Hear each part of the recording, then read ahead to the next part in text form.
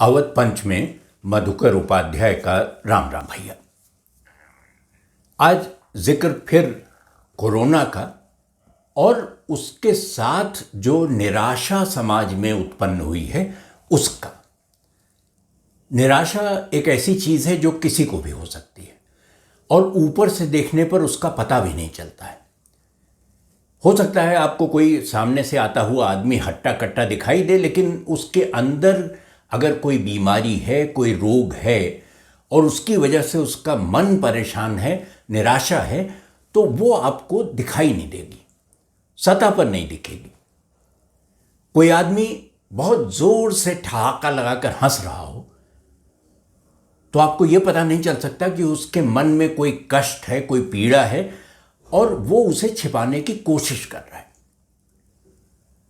यह अगर जानबूझकर नहीं भी कर रहा है, आदतन कर रहा है, तो भी आपके लिए यह जानना मुश्किल है कि उसको कोई कष्ट भी होगा।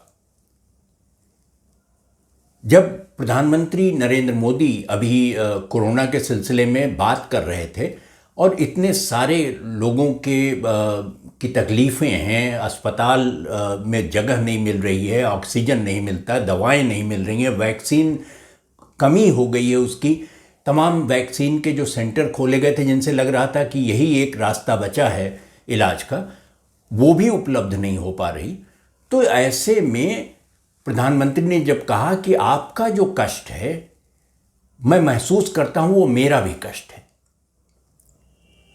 वो कष्ट देख पा रहे हैं। सवाल ये नहीं है कि वो कष्ट देख पा रहे हैं, अब अगला सवाल यह होता है कि उस कष्ट से का निवारण कैसे हो, कैसे उसका उपचार हो कि लोग फिर से वैसे ही हो जाएं जैसे कोरोना के समय से पहले थे। अब ये आसान नहीं होता, क्योंकि निराशा और हताशा कब घर कर जाएगी आपके अंदर आपको पता नहीं चलेगा। बहुत सहज ढंग से चीजें चलती जा रही हों और अचानक कोई एक चीज बदलती है और आपके मन में निराशा के बीज बो के चली जाती है। वो धीरे धीरे धीरे पनपता है और बड़ा होता है, और अगर वो बड़ा होकर वृक्ष बन जाए तो जानलेवा भी हो सकता है। तो उसको समझना बहुत जरूरी है। समाज में जो हताशा निराशा है उसकी काट भी समाज में ही है। कोई भी आदमी निराश हो सकता है, वो उसका पद से और किसी ओहदे से और किसी पढ़ाई लिखाई से कोई संबंध नहीं है। आपका पड़ोसी निराश हो सकता है किसी बात पर, आपके डॉक्टर इंजीनियर निराश हो सकते हैं, प्रधानमंत्री मुख्यमंत्री निराश हो सकते हैं, कोई भी निराश हताश हो सकता है। अगर स्थितियां वैसी न बन रही हों जैसी उनकी कल्पना रही होगी, जैसा वो चाहते रहे होंगे, तो हताशा एक सामान्य सी बात है और उसका इलाज भी वही समाज कर देता है। अगर आप उसे समझने की कोशिश करेंगे तो समझकर इलाज भी हो सकता है, लेकिन उस इलाज में एक बड़ी भूमिका कविता की होती है। मुझे लगता है कि कविता आपको समझती है जितनी गहराई से कि वो आपको रास्ता दिखा देती है। अब मान लीजिए कोई एक आदमी है जो बहुत हताश है और कहीं बैठ गया है हताशा में, और उधर से विनोद कुमार शुक्ल कवि चले आ रहे हैं। वो उस आदमी को नहीं जानते। उनकी एक बहुत प्रसिद्ध कविता है जिसमें वो कहते हैं कि वो मुझे नहीं जानता था, वो मुझे नहीं जानता था, मेरे हाथ बढ़ाने को जानता था। हम दोनों एक दूसरे को नहीं जानते थे, हम दोनों एक दूसरे को नहीं जानते थे, साथ चलने को जानते थे। लेकिन अब ये तो उस हताश आदमी जो सड़क के किनारे बैठ गया था और संयोग से उधर से विनोद कुमार शुक्ल आ रहे थे जिन्होंने हाथ बढ़ा दिया। विनोद कुमार शुक्ल हाथ बढ़ाएं भी तो वो प्रधानमंत्री की ओर कैसे बढ़ाएंगे? क्योंकि उनके रास्ते इतने अलहदा हैं, इतने जुदा जुदा हैं कि विनोद कुमार शुक्ल और प्रधानमंत्री कहीं एक जगह टकराएं, ये संभव नहीं है। लेकिन ऐसा नहीं है कि कविता प्रधानमंत्री तक नहीं पहुंचती, बल्कि मेरा मानना है कि हर व्यक्ति के लिए एक कविता दुनिया में कहीं ना कहीं उपलब्ध है जो सीधे उसे छूती है। हर अवसर के लिए कविता होती है, लेकिन हर व्यक्ति की एक कविता होती है।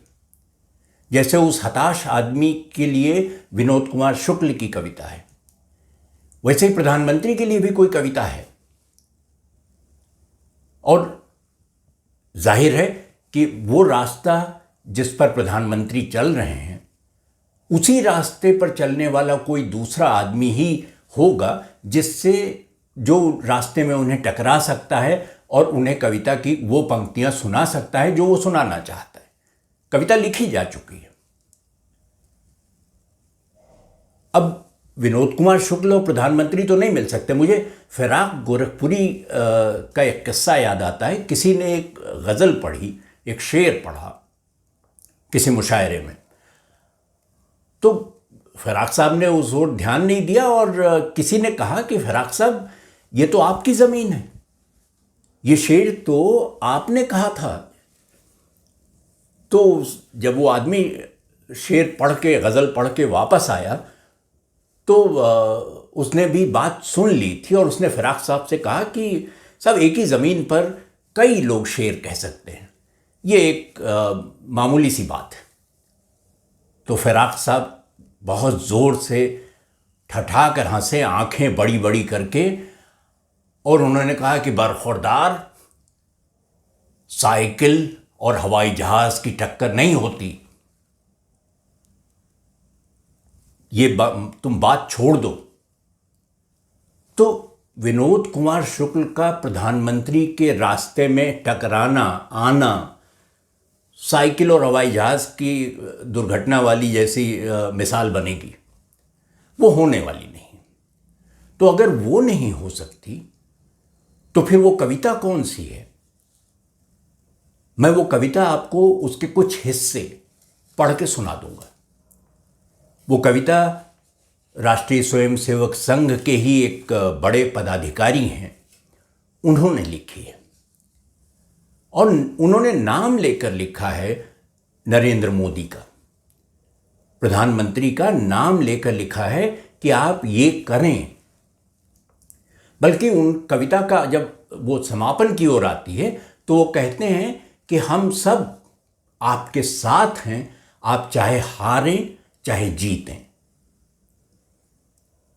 यानी ये बात अब उनके मन में भी कहीं आने लगी है कि ये सिर्फ जय का रास्ता नहीं है, पराजय का रास्ता भी हो सकता है। जो कुछ जिस दिशा में वो जा रहे हैं, जो काम कर रहे हैं, उसमें सिर्फ विजयश्री हासिल हो ऐसा नहीं है, हो सकता है पराजय हासिल हो। लेकिन वो कहते हैं कि आप ये रास्ता छोड़िएगा मत, क्योंकि हम जय में भी आपके साथ हैं, पराजय में भी आपके साथ हैं। ये कविता भारतीय शिक्षण मंडल है, राष्ट्रीय स्वयंसेवक संघ का, उसके राष्ट्रीय सचिव हैं मुकुल कानितकर, ये उनकी लिखी हुई है।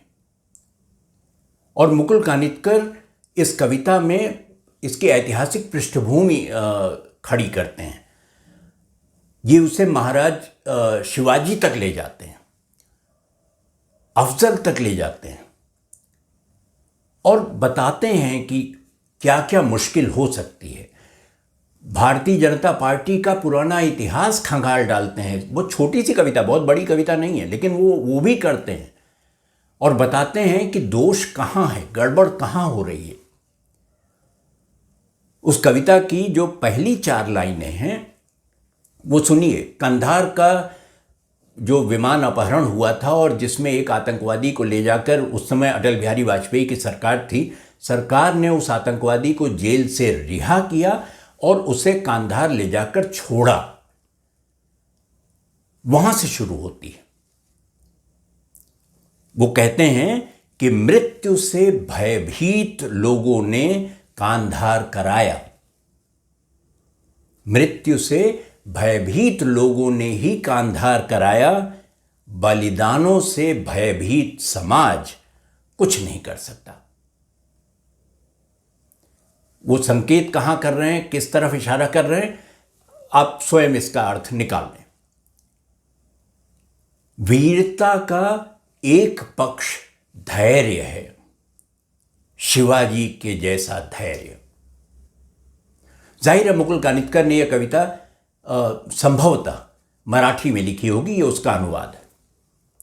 मृत्यु से भयभीत लोगों ने ही कांधार कराया, बलिदानों से भयभीत समाज कुछ नहीं कर सकता। वीरता का एक पक्ष धैर्य है, शिवाजी की तरह का धैर्य।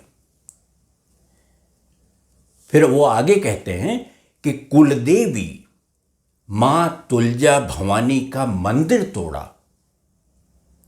पंढरपुर का विट्ठल मंदिर पूरे महाराष्ट्र का दैवत, उसे भी तोड़ा, पर शिवाजी डिगे नहीं, प्रतापगढ़ से निकले नहीं।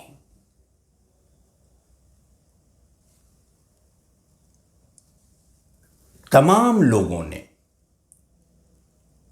वो ये कहते हैं कि उस समय कोई सोशल मीडिया नहीं था, कोई संचार के ऐसे माध्यम नहीं थे, लेकिन तमाम लोगों ने शिवाजी को संदेश भेजे, सरदारों ने पत्र भेजे, शिवाजी की आस्था को चुनौती दी, ये कहा कि हमने आप पर विश्वास ही गलत किया। कहने लगे कि इससे तो अच्छे हम दास्ता में ही थे, तुमने स्वराज के सपने दिखाए और आज हमारी माताएं संकट में हैं, तो किस बिल में जा छिपे हो डरपोक। यह भी कहा शिवाजी को, एक बुजुर्ग ने लिखा। पर शिवाजी डिगे नहीं, अपने समय पर, अपने स्थान पर मां को बलि चढ़ाई अफजल की। और इसके बाद वो कविता आगे चलती है और वो कहते हैं कि नाम लेकर कहते हैं कि मोदी जी आप डटे रहो, आप डटे रहो, क्योंकि मां का आशीर्वाद आपके साथ है। आप जानते हैं कि कब और कैसे स्ट्राइक करना है, अंग्रेजी शब्द का इस्तेमाल करते हैं। आप जानते हैं कि कब और कैसे स्ट्राइक करना है, कब सर्जिकल करना है और कब सीधे। और अंत में जैसा मैंने पहले कहा था, वो कहते हैं हम आपके साथ हैं, हार में भी जीत में भी। इस कविता को सामान्य कविता की तरह पढ़ेंगे तो हो सकता है कविता की जो बनी बनाई परंपराएं हैं, जिनके आधार पर अब कविता को समझते हैं, तो शायद वो उस कविता पर, उस तरह ये कविता उस पर खरी ना उतरे। लेकिन इस कविता के जो राजनीतिक अर्थ हैं और ये कहाँ से आ रही है और किसको संबोधित है, ये नरेंद्र मोदी की कविता है। जैसे उस हताश आदमी की, पेड़ के नीचे बैठे आदमी की कविता विनोद कुमार शुक्ल थे, वैसे ही मोदी के लिए ये कविता मुकुल कानिटकर की है। बलिदानों से भयभीत समाज कुछ नहीं कर सकता, वो कहते हैं। और ये भी कहते हैं कि आप डटे रहिए, आप सही जो भी कर रहे हैं, जिस दिशा में चल रहे हैं, चलते रहिए। हार जाएंगे ना, इतना ही होगा, लेकिन अगर आप हार गए तब भी हम आपके साथ खड़े रहेंगे। ये बात मैं क्यों कह रहा हूं कि अगर बुद्ध के काल में निश्चित रूप से जिस क्षेत्र में वो रहते थे वहां हिंसा रही होगी, और अगर हिंसा थी इसीलिए बुद्ध ने अहिंसा का सिद्धांत दिया। जो चीज हो ही ना, उसका उपचार करने की आवश्यकता क्यों पड़ेगी। तो अगर कोई बात हो कोई निराशा हो, कोई हताशा मन में बैठ रही हो, तो ये उसका उपचार करने का प्रयास है कि आप डरिए मत, आप सोचिए ही मत कि आप हार जाएंगे। आप हार जाएंगे, आप जीत जाएंगे तो हम आपके साथ हैं, हार जाएंगे तब भी हम आपके साथ खड़े रहेंगे। ये मुख्य रूप से उसी हताशा की ओर इशारा करती हुई कविता है और समर्थन की बात करती है। ये कविताओं का जो मूल काम है कि वो आपको अंदर से पकड़ के आपकी अंदर की किसी बात को बिल्कुल जाकर उसका मर्म छू ले। इसे किसी राजनीति शास्त्र के अध्येता को दे दिया जाए तो शायद वो इसकी बेहतर व्याख्या कर सकेगा, बता सकेगा कि इस कविता में क्या क्या है, क्या क्या संभावनाएं इससे बनती हैं, क्योंकि इसी के आधार पर आप आगे आने वाली घटनाओं को देखना शुरू करेंगे उसके बाद, और वो ज़रूरी है। तो इसलिए नरेंद्र मोदी के लिए लिखी गई ये कविता महत्वपूर्ण होती है, बन जाती है, क्योंकि दूसरी कोई कविता उन तक पहुंच नहीं सकती थी। वो सिर्फ मुकुल कानितकर की कविता पहुंच सकती थी, तो वही उन तक पहुंची। देखते हैं कि ये कविता दरअसल उन मनोभावों को, उस पीड़ा को जिसका जिक्र प्रधानमंत्री ने उस दिन किया कि पीड़ा मुझे भी है, बहुत कष्ट है, और उसमें एक आशंका कि सिर्फ जीत ही नहीं है, उसमें पराजय भी हो सकती है, ये आशंका भी है जिसका कविता जिक्र करती है। तो आने वाला समय ये देखने लायक होगा कि दरअसल वो किस रास्ते पर और किस गति से आगे बढ़ते हैं। कविता ने अपनी ओर से इशारा कर दिया है, बाकी का काम प्रधानमंत्री नरेंद्र मोदी को करना है और हम उसके साक्षी होंगे। हम देखेंगे कि दरअसल ये वाकई वो हो पा रहा है कि नहीं जो संघ के इस वरिष्ठ पदाधिकारी के मन में है, या प्रधानमंत्री के मन में इसके अतिरिक्त कुछ और भी है। तो इस अंक में इतना ही भैया। अगले अंक में मिलेंगे तो किसी और विषय पर चर्चा करेंगे। तब तक आप अवध पंच देखते रहिए और हमें अपनी प्रतिक्रिया भेजिए awadhpanch@gmail.com पर। आप YouTube पर भी हमें लिख सकते हैं, और अगर आपको ये वीडियो अच्छा लगता है तो इसे शेयर करें ताकि ये ज़्यादा लोगों तक पहुंच सके। तो अगले अंक में आपसे फिर भेंट होगी। तब तक के लिए राम राम भैया।